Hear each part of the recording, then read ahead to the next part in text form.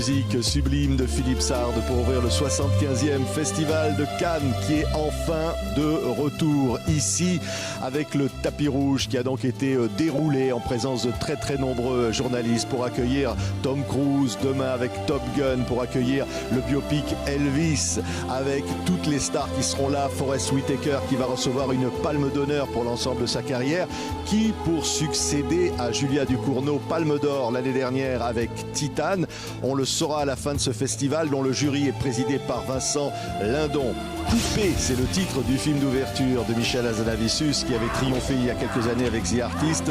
C'est un film hommage à tous les cinémas. Ils en ont besoin dans ce contexte international de crise avec la guerre en Ukraine et après le Covid. Coupé, c'est jouissif. Il y a beaucoup de choses qui se passent ici et c'est Virginie Efira, la sublime actrice belge qui est la maîtresse de cérémonie et elle est très émue, on s'en doute.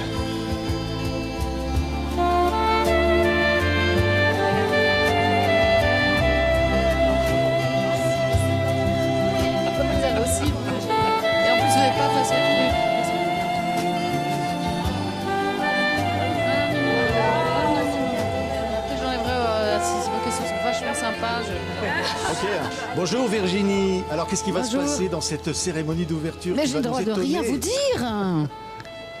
Oui. Non, mais c'est les cérémonies d'ouverture de Cannes, c'est toujours quelque chose. Hein. C'est quand même toujours des invités prestigieux. Donc, on va évidemment voir le jury, on va évidemment avoir des invités.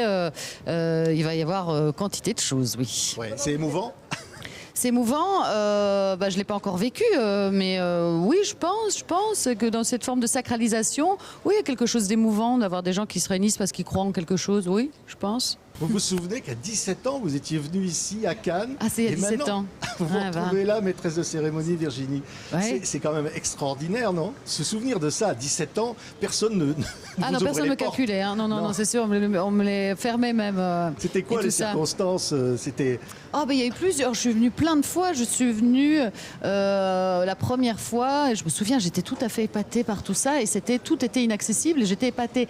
Mais c'est-à-dire que quand c'est inaccessible, on grandit aussi les choses. À partir du moment où on est à l'intérieur, c'est comment faire. Quand j'étais plus jeune et que je suis arrivée ici et qu'effectivement toutes les portes étaient fermées, on cherchait un vague financement pour un film qui n'a jamais existé, évidemment. Enfin, tout ça était un peu... on essayait vaguement de monter quelque chose... Qu'est-ce que vous voulez que quelqu'un nous écoute à ce moment-là? On n'avait même pas de structure, pas de production. Mais j'avais envie de voir de plus près, quoi. Et donc les portes étaient fermées. Donc il y avait vraiment une idée de Cannes absolument inaccessible et merveilleuse. À partir du moment où on y est, on ne peut plus garder cette idée-là, puisqu'on y appartient. Sinon, ça veut dire que vraiment, on est arrivé à un endroit extraordinaire et tout ça. Donc il faut prendre une distance. Et comment faire pour pas trop relativiser non plus, en fait? Mais je garde la même fascination de quelque chose qui est la même chose pour moi depuis que je suis adolescente ou maintenant, c'est que le cinéma est clairement au cœur de ma vie, même quand je n'en faisais pas. J'avais un petit journal où je notais les films que je voyais, les critiques, les machins, etc. Enfin, j'étais complètement... Donc, c'est quand même être dans un lieu où pendant 2 semaines, ça concerne tout le monde.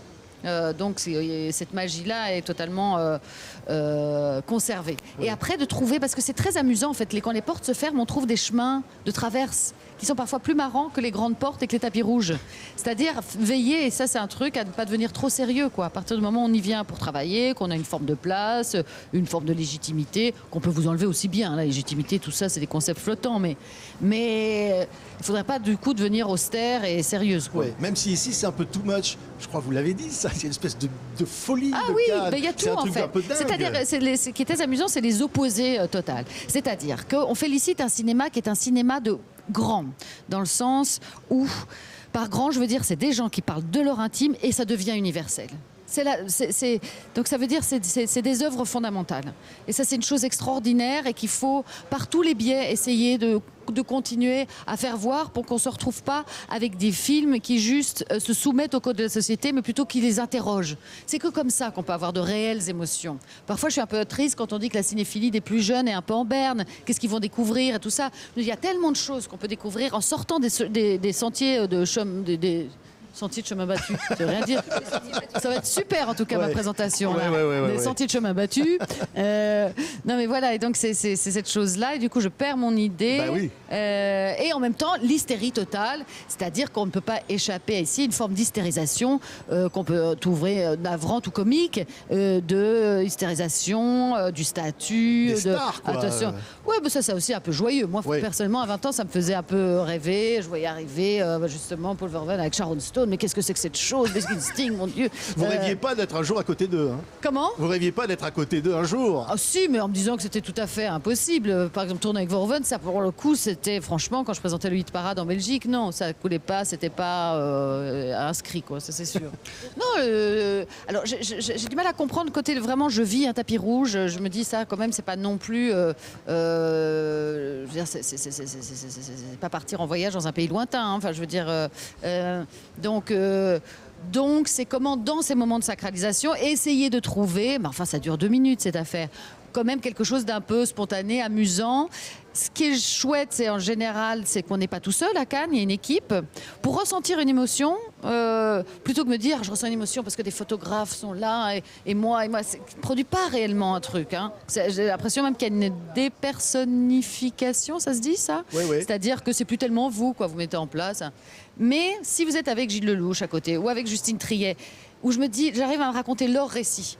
Waouh, ils ont travaillé pendant autant de temps, le machin, etc. Gilles était acteur, là il fait son film, un film qui arrive à toucher les gens. Et du coup, là, je peux me faire ma propre histoire et me l'approprier, avoir une émotion par triangulation, mais par l'autre, quoi. Ouais. Mais la petite fille de Molenbeek. La petite fille de Molenbeek. Elle rêvait d'être comédienne avant tout, de se transformer. Oui, c'est vrai. Vous adorez ça, en fait. Oui. Bah oui. Non, ce qui est assez fou, mais je pense, ce qui est assez fou, c'est d'avoir rêvé de cette chose-là. Je parle vraiment comme une Américaine de 14 ans.